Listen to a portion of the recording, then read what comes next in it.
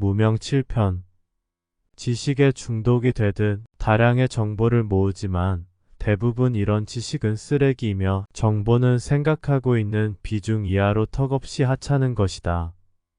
매일매일 벌어지는 사건과 뉴스들, 그리고 재밌는 정치 이야기 또한 과학과 국제정세 갈등 등은 정말 하찮은 것이다. 최소한의 생존 유지를 위하여 조금 알아두는 정도면 충분하다. 100개의 정보가 중요한 것이 아니다.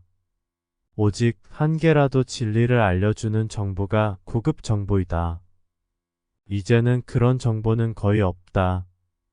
불과 12년 전만 해도 자신이 원하면 쉽게 얻을 수 있었지만 이제는 찾다가 지칠 정도이다. AI 기술이 발달하는 만큼이나 정보의 통제는 더욱 심해진다. 지금의 시대는 이런저런 것 모르고 불도만 닦는 것, 그것도 좋은 방편이기는 하다. 왜냐하면 이제는 깨치기 점점 어려운 시대가 되었기 때문이다. 참선을 통하여 이 세상을 무시해버리는 것도 나쁘지 않다. 생사의 구분이 사라짐은 의식을 비울 때도 이루어지지만 생사의 구분이 없어지려면 정말로 지혜로워야지만이 가능하다. 왜냐하면 아는 만큼 보이기 때문이며 예기치 못한 상황에서도 흔들리지 않기 때문이다. 또한 필사적으로 살려고만 하는 것이 아니라 지혜로서 생과 사의 구분이 사라졌다면 사는 것도 현실이며 죽는 것도 현실이다. 또한 사는 것이 죽음이며 죽음이 사는 것이 되어야 한다. 자신 속에서 자신의 경험과 자신의 철학과 자신만의 깨침에서 벗어나 자신이 만들어진 궁극적 문제로 화두를 돌려야 한다. 즉 존재를 탐구하고 알 필요가 있다. 세상을 꿈이라고 치자. 그래서 무상함과 무위의 길을 간다고 하자.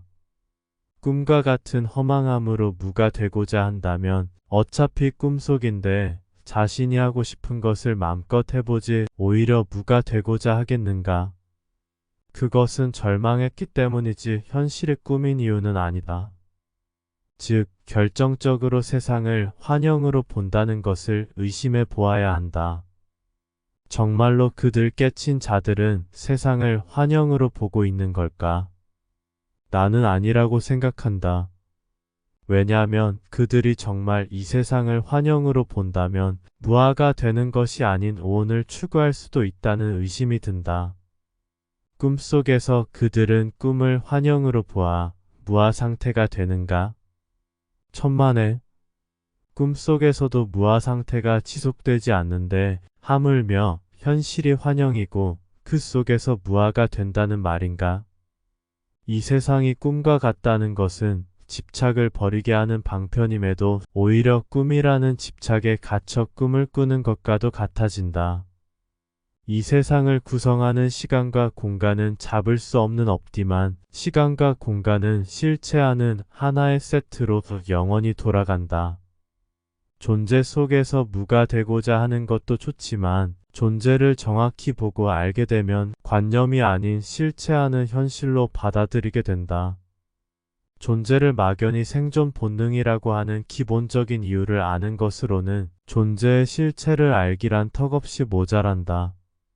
세상은 환영이 아닌 실제한다고 거듭 강조하는가 하면 시다르타 시대에도 대승불교와 소승불교가 대립하였듯이 마찬가지로 오늘날에도 세상을 환영으로 보는 소승적 무아와 세상을 실체한다고 보는 대승적 존재의 대립이 있기 때문이다.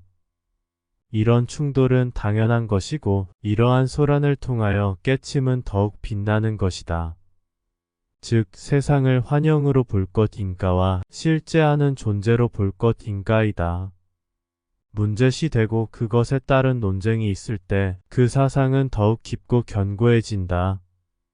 나는 대승적 존재적 입장에서 글을 쓰는 것이다. 깨쳤다고 하는 사람이 아직은 입이 떨어지지 않아 침묵을 지킬 수는 있다. 그러나 그것은 자신의 깨침이 아직은 다듬어지지 않았기 때문이며 질문에 대한 반응이 없는 깨침은 의심하게 만든다.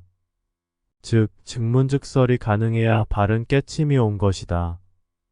바른 깨침은 언제 어느 때고 자신이 아는 바가 드러나야 한다. 여여함과 고요의 상태 즉 그러한 상태를 깨침이라고 보면 안 된다. 그것은 깨침 전에 오는 자신의 심리적 상태인 것이다. 바른 깨침은 자신의 상태를 표현하는 것이 아니라 이론적 근거가 그 말 속에서 드러나야 한다. 그러나 보통은 깨친 자가 무슨 말을 하는지 알아듣기 힘들다. 왜냐하면 질문자가 깨친 자의 수준에 턱없이 모자라기 때문이다. 제자가 스승에게 질문하는 것은 매우 훌륭한 일이다. 스승은 스스로 자신의 견해를 잘 드러내지 않는다. 그러나 제자가 스승을 질문이라는 도구로 자극을 가하면 스승의 깨침의 세계가 마침내 즉시 대답으로 드러나는 것이다. 그러나 깨친 자는 실로 없다.